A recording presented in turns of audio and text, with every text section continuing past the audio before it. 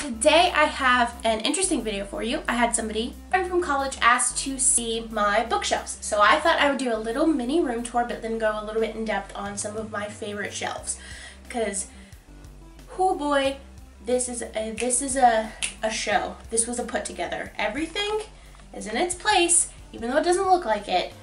Each shelf tells a story. Ba-dum-shh.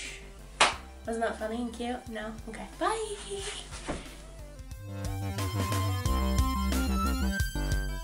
Okay, so for anybody who knows me, knows I have an obsession. I love books. I love to read, but very specifically, I have kind of a niche, like, obsession when it comes to books, and it's children's books. Because I don't want to grow up. Oh, look at that, a transition into Peter Pan, who also doesn't want to grow up because I'm clever. Anyway, Peter Pan was the first book that I finished, like, entirely in the 3rd grade, brought to you by Mr. Hudson. Shout out, 3rd grade teacher, got me to finish a book for the first time. So this is my Peter Pan collection. I have the Robert Sabuda Peter Pan pop-up, which is really cool and also terrifying because I'm scared of breaking it. But oh, this one's one of my favorites. It's the mermaids. I'm not going to pull it all the way out for you guys, but it's the Robert Sabuda Peter Pan, and you can't get this anymore. It's a collectible, which I should have it wrapped in plastic, but I don't because responsibilities. And then I also have an annotated Peter Pan, which I got from this amazing bookstore. A lot of these I got from an amazing bookstore. It's not Barnes & Noble, don't kill me. It's Mr. K's. It's a used bookstore that has a lot of niche books, but also a lot of used books. I found this there. It's an annotated Peter Pan. It's the Centennial Edition. It's fully illustrated, and it's in color, and it's beautiful, and I love it. And then I have this treasury of children's literature, and it sits up here with my Peter Pan stuff because it has an excerpt from Peter Pan, but I absolutely adore this for story times and reading to children and bedtime stories.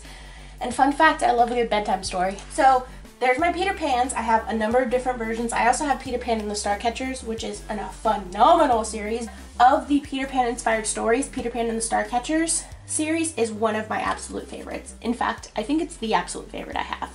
I also have this really nifty little Peter Pan comic that I thought looked absolutely fucking ridiculous, so I fell in love with it, obviously. Next, my second obsession, Alice in Wonderland. Because I'm that girl. Yeah, stereotypical. It's fine. I have a picture book called Princess Alice in Wonderland. It's also kind of a retelling of the story of Alice in Wonderland, but it's really good. I have Alice's Adventures in Wonderland, fully illustrated. And then I have my favorite series that is inspired by Alice in Wonderland. It's the Looking Glass Wars. This is not technically a children's book, it's technically a teen book, but we'll look past that. Okay, and so after Alice in Wonderland, my absolute favorite children's series that is not a classic based on anything, it came out probably around 2010, 2011, it's the Penderwick series. I fucking love this series. It is so good, and the final book is coming out, I think, very soon, and I'm so excited. But it's a 5-book series so far. I have all of them. I only have 2 up here right now because obviously this is fucking stuffed, but like, this is the most recent one, the Penderwicks in Spring. I do have the first book, but I think I took that with me to somewhere because I'd love to reread these books. So, Penderwicks, it's a great series. Read it, even if you're an adult. It'll do something to your insides. At least I hope, you know, like, maybe you could feel something. Anyway, next is Clementine, and Clementine is my absolute very favorite little 3rd grader. She is my spirit animal. I relate to her on a very weird level for being a 25-year-old and her being in the 3rd grade. And of course, a book that every girl should read, this book. It's Little Women. It's by Louisa May Alcott. It is a coming-of-age book. I think I read it for the first time when I was probably 14 or 15, and that's the perfect age to read it. If you have not read Little Women, you need to do that before you die if you're a female. And then I have, these are not technically mine. They are my very beautiful sister-in-law, hopefully one day, maybe, Kathleen's. Kathleen is the sister to my amazing, beautiful boyfriend. And she has given me permission to hold parts of her collection, which you'll see in bits and pieces around. There's portraits of Little Women, and I have all of them lined up right here next to my Little Women copy. So I have actually read these, but these are not mine. The next, yeah, it's John Green. Like I said, stereotypical, but he's an amazing author, and I have no regrets about it. No regrets. No regrets. I actually have a signed copy. I found it in the wild, signed. I had never met him. He did not sign this for me. Holy shit, I wish he had. See, it's signed by John Green. Next. Okay, so the rest of my bookshelf goes in order of Sarah Dessen books. These are just like fictional books that I really like. All of my Rainbow Rowell books are in here. This book's amazing. Where'd You Go, Bernadette by Maria Simple. If you haven't read it, you should. And then a couple of like fantasy adventure hardcovers. And then a series of books that Kathleen suggested to me that I really enjoyed. Okay, and then this shelf is all of my biographies. I love reading books about women. So most of these are about women: Diane Keaton, Lena Dunham, Hannah Hart, Grace Helbig, Tatum O'Neal, Dominique Montiel. There are a couple of men in here. There's Nick Offerman and this book, which was really good, Laughing at My Nightmare.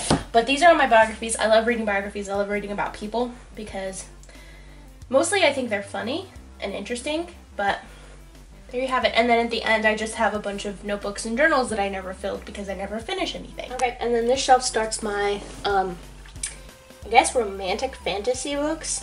I guess that's what you would call them. They're like, I think that's what they would be categorized as. Some of these are teen, some of these are adult, but they're like the paranormal romance. Yeah, see, super stereotypical, but it's okay because there are people out there that love me. Okay, to start with, my Twilights, because I read them. I got them put in my library in high school, and then everything blew up. I'm not trying to hipster it. I just really did read them when they released, and then the world went fucking nuts. Next is my, what is this series called? It's the Mortal Instruments series. I love this series. There are so many books. I have not finished the series, and I haven't gone to the next series. She's got another one called I think it's the Immortal Devices. Don't quote me on that. Next is the Libra Bray books, Great and Terrible Beauty, Rebel Angels, etc. Next is House of Night, and then I've got like my little Kay Hamiltons, my Kim Harrison books. These are science fiction fantasy. I don't think they're technically paranormal romance, but they're about vampires and witches because that's what I like. And then Mistborn by Brandon Sanderson's great book. And then coming down here, so these are the Pendragon books. These are actually Andrew's, but I have read this series and it's really good. I really liked it. Then I have my David Wong books, John Dies at the End, This Book is Full of Spiders. I believe this is Andrew's second favorite book series. I don't think it's a series, but this is Andrew's second favorite books. So he likes to read too. And then Evil Genius, which my brother really enjoyed these books. I couldn't get into them, but they're here and they were pretty good. And then all of the Orson Scott cards. This is Andrew's absolute favorite book of all time, Ender's Game. He suggests you read it. He's giving me you should read it eyes. And then the rest of, I don't know if this is all the books in the series. No, it's not, because they aren't, and you shouldn't read them.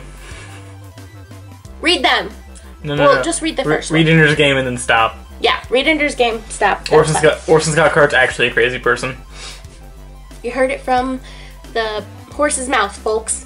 Anyway, and then we've got some of the Alvin series from Orson Scott Card, and then I just have some interesting, like, Zombie Survival Guide, The Life of Henrietta Lacks, and then some other zombie-inspired books, kind of to go with the theme of science fiction fantasy. These are some of my very favorite books in the whole entire world.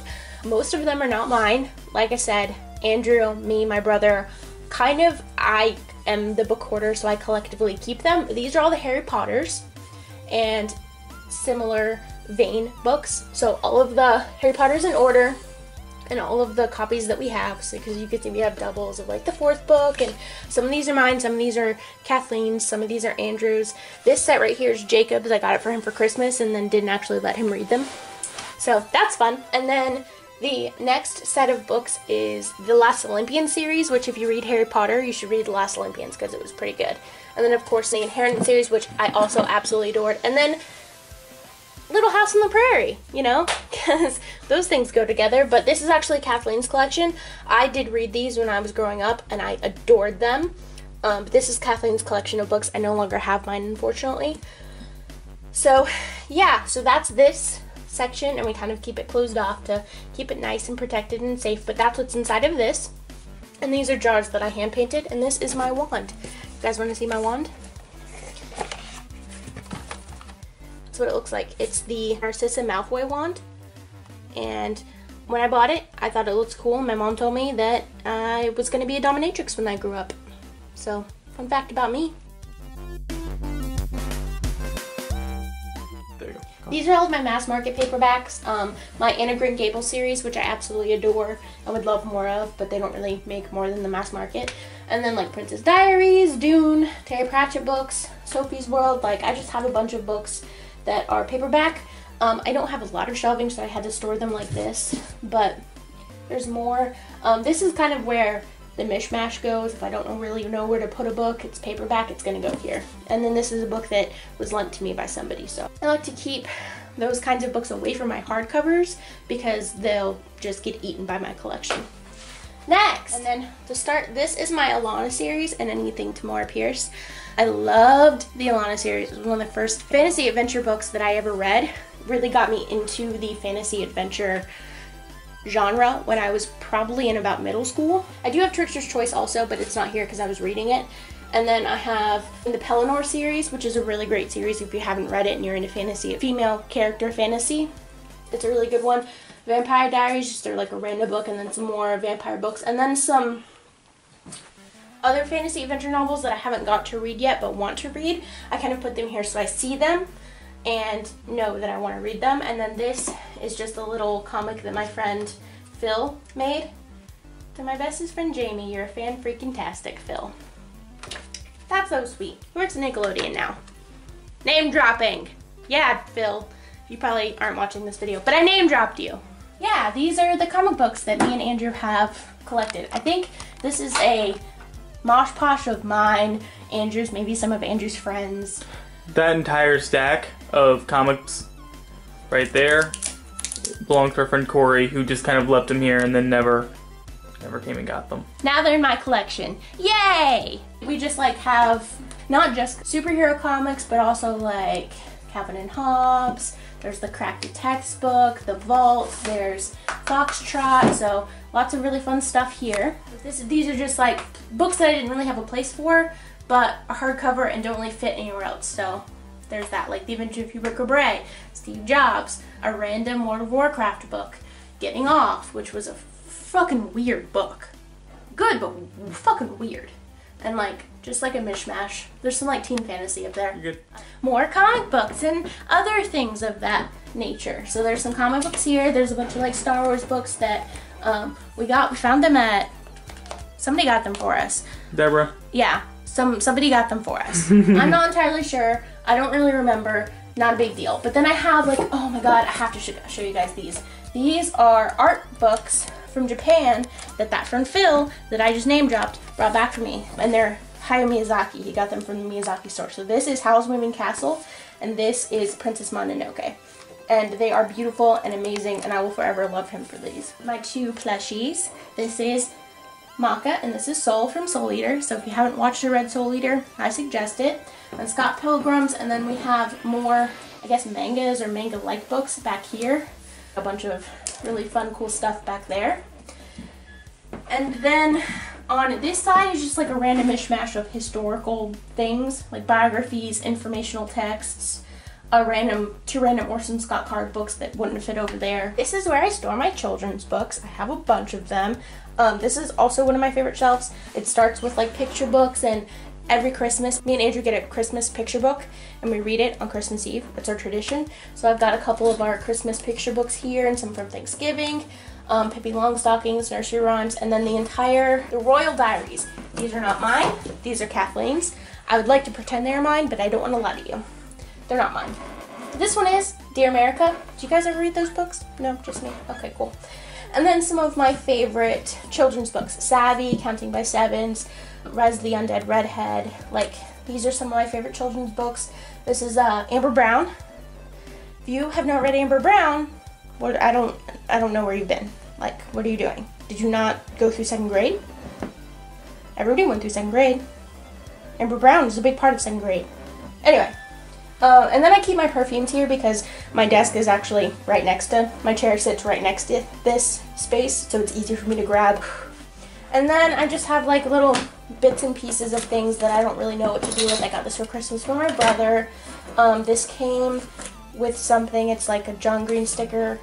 This was my brother's baseball trophy that, you know, I liked and kept, and it just sits here. And I will go down with this ship.